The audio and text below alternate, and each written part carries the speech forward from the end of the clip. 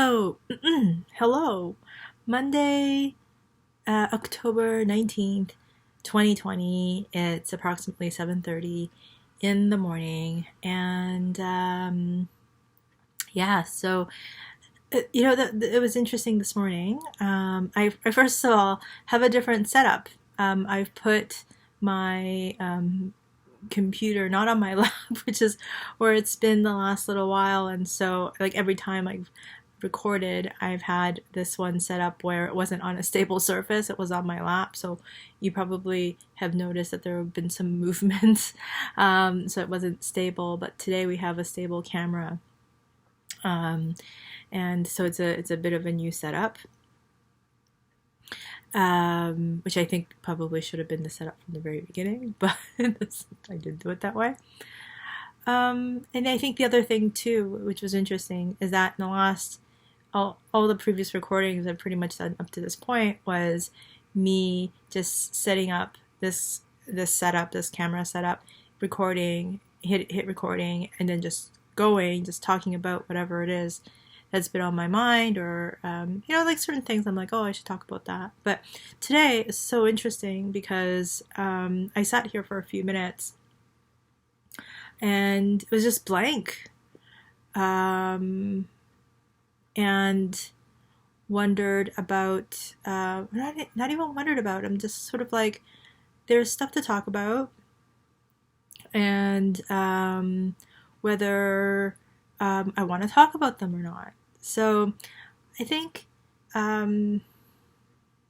this is a very interesting, pivotal time for me, like literally pivotal, like it's pivoting. This week, I am likely going to be starting chemotherapy treatment on Friday. And as I think the time draws closer to that point, the more nervous I'm getting. It feels like that's a corner to turn that's going to be the big corner, and I don't know what's behind that big corner.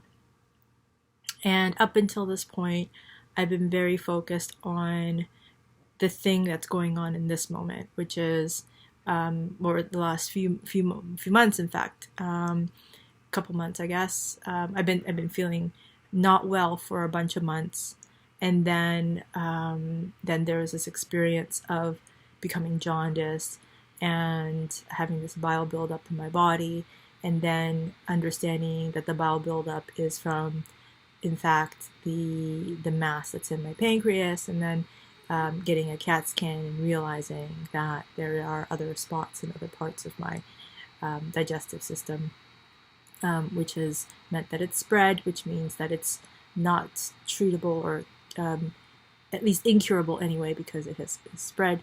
It's in the bloodstream, and so I know all those things, but I have been focused on this, what's been going on with the excess bile in my body, because that's been what's really present, right? Like, I could say I was able to see that my eyes were yellow, my skin was yellow, that my when I went to the restroom, what was coming out didn't look like what I typically saw came out of me. And then that there was that step of trying to put a stent through this way, and endoscopy, and that not working, and then flipping into this place of like, oh, we're going to do it this other way, through interventional radiology. We're going to actually put a tube that's going to have external drainage. And I've been pretty consumed with that because it's been uncomfortable. Like, it's the actual experience is going into and having this procedure and subsequent things done with the interventional radiology department has been incredibly uncomfortable. And after the first procedure, with, it turns out, the suture that was put in, I couldn't breathe for a long time, or for until I was able to get the suture removed. I wasn't able to yawn. I wasn't able to cough or just anything that would expand anything around my torso, I couldn't do because there would be the sharp pain. And so I would constantly be sort of trying to manage that. So when the suture got removed, that at least relieved that pain. But then there was just this constant worry about whether it was leaking, whether that area was leaking. And because it is technically an open wound, and if there is bile leakage, you could imagine that that's ripe for some kind of an infection or something that isn't great anyway. So, and it's just been in the last little while that leakage is something that appears to be happening. And my sort of like obsession with like keeping that area dry and clean, but not having really the resources to be able to do that fully. So the last time I was in the nurse's clinic last Thursday, there was a person, like I mentioned, I've been there 3 times. There was a third person that I had never met before, and the way that she had done it kind of stung, and it didn't feel good. But I thought that maybe that would resolve over time. The one thing that she did provide me with was like extra dressing for me to be able to at least replace the gauze in that area. But it has been leaking the last few days, and there's been a couple days where it's just been uncomfortable. So I'm really looking forward to going to the nurse's clinic today and hoping that one of the other nurses that I had seen previously would be there so that I can ask a few more questions and hope that they would help me be more comfortable or manage it better. So that's the now stuff, right? So when I'm thinking about those things, I'm like, okay, well, this is what's going on. This is what's happening. I'm down about the fact that there's pain and that there is this leakage, and I don't know what to do about it. And I don't know if that's good or bad. I don't know who to ask. It's kind of hard. The only thing that I'm told is that if I have a fever, if I have a lot of pain, I should go to the hospital. If I go to the hospital, I'm going to end up in interventional radiology, and just from my previous experiences, I don't have faith that, like, even if I go to interventional radiology, that they'd be able to resolve, like, whatever difficulty I'm having here. Maybe that's just recency bias, but I just haven't had good experiences. Don't feel like that there would be anybody there that can help me out. So, or that I don't just have faith that there just be some kind of resolution or something that can actually help. So that's been my hesitancy in all of this, and that's what I'm focused on right now. Now, as I'm thinking about what's going to happen this week, I have an oncology appointment on Wednesday. They're going to take my blood work. They're going to see where my bilirubin number is, and hopefully it is down enough that I can start treatment. And as I say that, I am scared. I'm scared to start treatment. I'm scared to think about like what that's going to be like. I'm scared to, like I said, like just to turn this giant corner and to wonder what's on the other side of that corner. But it's not just going to be that I turn the corner, that's going to be it. It's just going to be like, I'm going to turn the corner and then there's going to be some kind of a descent, I think, right, over time. And what that's going to be like for me. And I'm scared. I'm so scared about that. And I feel like, at the end of the day, like I feel like whatever is happening in the moment, like that's what you deal with, because fear is like something that you project about something that is going to happen and that you're afraid of. Fear is a projection. What you deal with is whatever you're dealing with. And fear generally isn't mixed in like when you're in the moment of dealing with something. So, it helps to know that. It just also is that I just don't know what to expect. And I'm very careful to kind of like Google things because I don't want to have like these, I guess, preconceived ideas, or yeah, like I don't want to necessarily, because everybody's different, everybody's going to have their own different experiences, so I don't necessarily want to just have the experiences of other people just, you know, in my head, but at the same time I kind of want to know what to expect. So I'm in this really strange place. The way that the doctors talk about it and the nurses talk about it, and they've given me some information sheets that I haven't gone over yet. I was gonna yesterday, but I was just like a little bit too freaked out last night, so I didn't end up doing it. But the way that they talk about it, they're like, it's manageable. If these are the side effects, if there are side effects, there are ways for us to be able to try to help ease that. You know, and we have ways, and so that is, I don't know if that's comforting or not. The way their demeanor when they talk about it is comforting because it feels like it's like we've done it, we know we can try to do this and this and this, we have plan B, C, and D, you know? So it's like, okay. So I guess that's that. The other thing that I thought about this past, so yesterday was Sunday, and Sunday is typically the day that Joe and I have to ourselves, I guess, because like he works pretty much like 6 days a week, and then Sundays is the day like we like spend time with one another.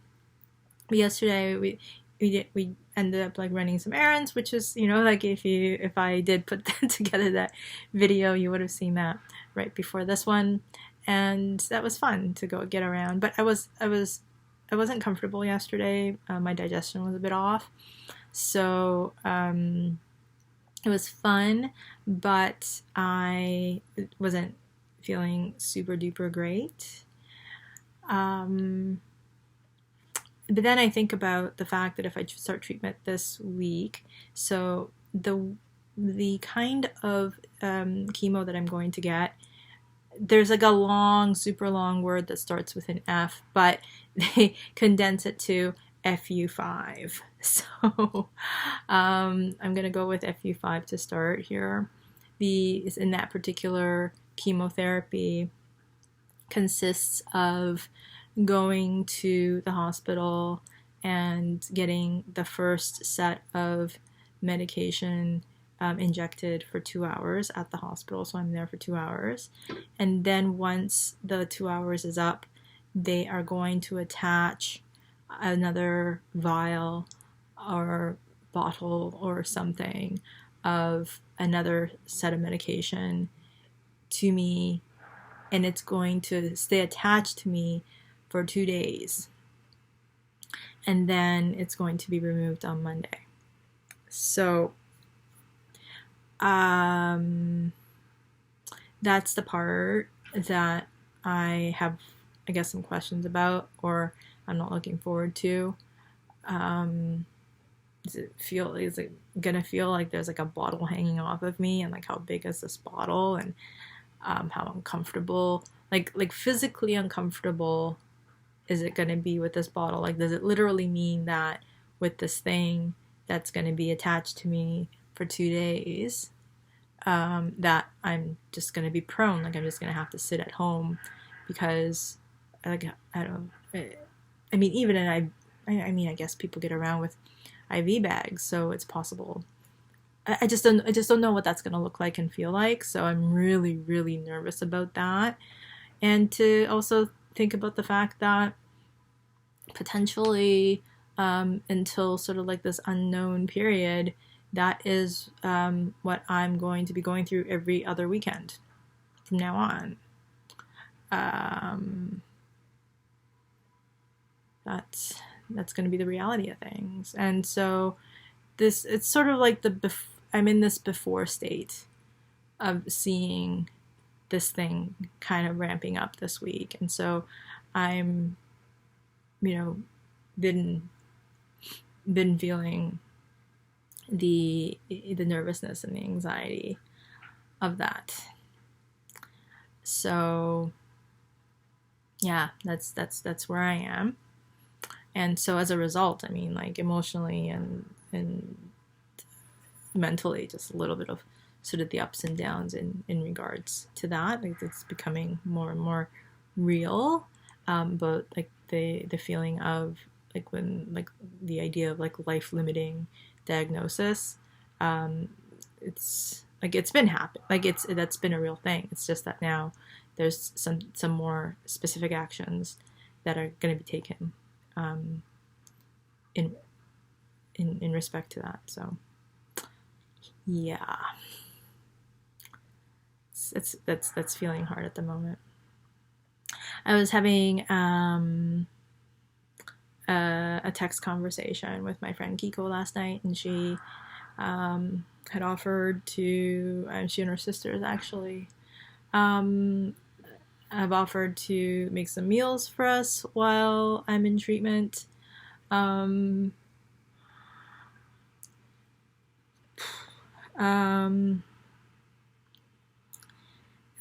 grateful. Because it's one of the things that I was also thinking about this week. Like, Joe doesn't cook. I think I mentioned that. And I don't know what I'm going to be able to eat or not eat. And especially even yesterday, you know, like I think that what kind of screwed me up in the beginning of the day is that I had an apple. And maybe it was just the too many fibers. It was maybe too fibrous and too sugary or something like that. And I think that it might have, and I have no idea what it is. Like all I know is that when I have found that I eat something like rice and a little bit of protein in the morning, that tends to sit better in me than something like bread or like an apple or something like that. I don't have no idea what's going on. I don't know if it's like changing day to day. I don't know if I have no idea. So it's tough to know what to eat, and so it's one thing not to know what to eat. It's another thing, at least for me to be able to prepare it. But there were some. I started thinking the last couple of days about, but what are meals gonna look like while I'm receiving chemo over the 3 days and the subsequent probably couple days afterwards, or I don't know. I just don't know what to expect. But also, meals and things like that are important. I like to nourish myself and also Joe is an important thing. So I started to think like, what is that going to look like? And you know, I've showed Joe how to make some sort of like elementary like Japanese things like cooking rice and making some miso soup. But so to have my friend Akiko tell me that she and her sisters and maybe their mom, I don't know what it sounds like, maybe able to help with putting meals together for us is that people are thinking about us, and that they care about us and love us. And you know, it's something that I've been talking about here from the very beginning is the thing that just keeps it together in a lot of ways. And I mean, without it, I don't know. Like it just really would be hopeless. So that was so generous and kind of them to offer. And anyway, so yeah, so that's pretty amazing as far as I'm concerned. Yeah, so outside of that, the other big thing I think that's happening this week is that these videos are going to start getting released as I have, I don't know if I mentioned this the other day or not, but I have officially put up I've closed my practice notice on my website, and I on Google Maps or Google Business or whatever it's called, officially have it flagged that it is like that my business is closed. So I did all that, and now I'm in sort of the last leg of talking to people that I have been working with about the fact that I'm closing my practice for health reasons, and that should all get tied up by the end of this week. So as a result of that, I feel that as long as that gets done, that I can start being more public and putting these videos that I've been recording out there. So that's happening this week, and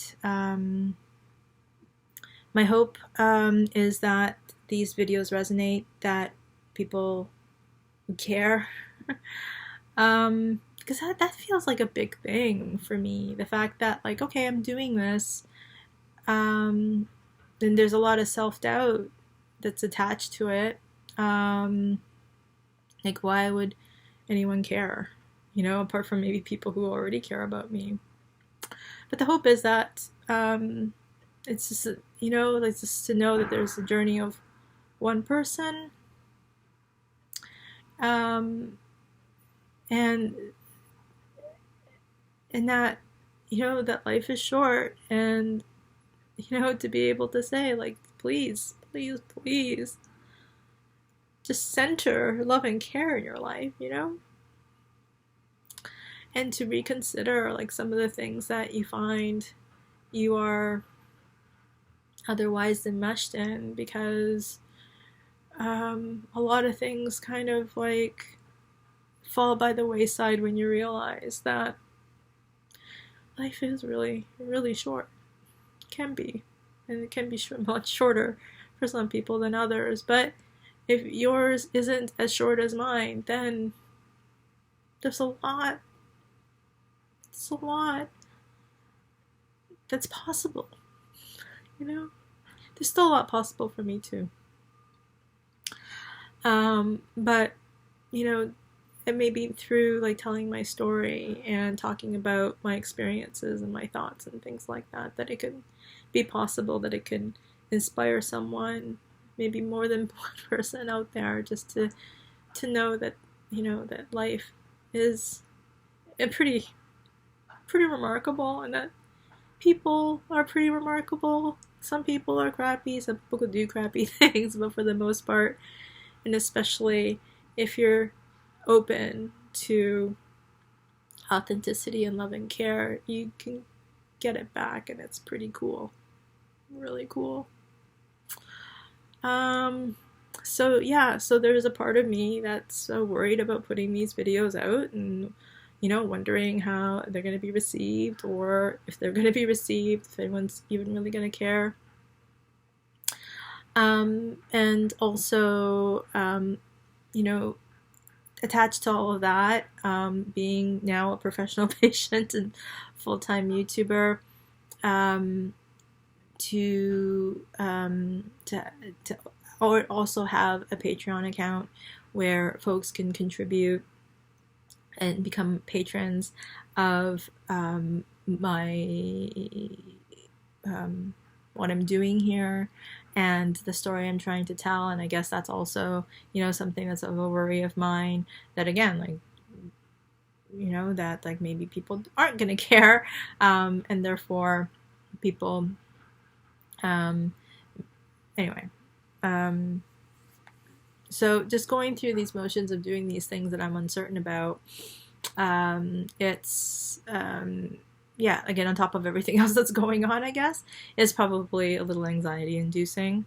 So that's probably adding to some of the stressors that I'm experiencing this week as well.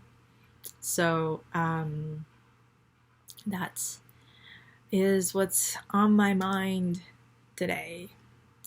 Yes, so I have a nurse's clinic later this afternoon, and I'm going to be, and hopefully I'll have a little bit more support and some answers around how I can keep my tube thingy clean and free of pain. That'd be great. And that's what I'm hoping for. And outside of that, there's just, other things that I want to be able to get done.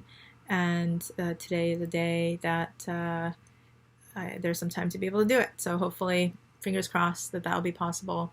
And lastly, like I mentioned, it's Monday, October 19th, 2020. By the time you see this, probably none of this is going to be, well, it won't be relevant at all. But the Dodgers won against the Braves for the NLCS, so they are the National League champions. They will be playing in the World Series with the Tampa Bay Rays. So that'll be an interesting series. That starts tomorrow, which is Tuesday. So that's one of the reasons also why today, Monday, there's maybe more time for us to get stuff done, because 4 hours of a baseball game isn't going to be part of this evening for us. So I guess that's it for the update. And if there's anything later today that comes up, you'll hear it. There'll be something. If not, you will see a video for tomorrow, hopefully. Anyway, that's where I am. Love and care. Ton of love and care that I send out your way. And as always, if please also center love and care in your life and have that emanate from you to the other folks in your life. They'll feel it, and I think you'll feel it too.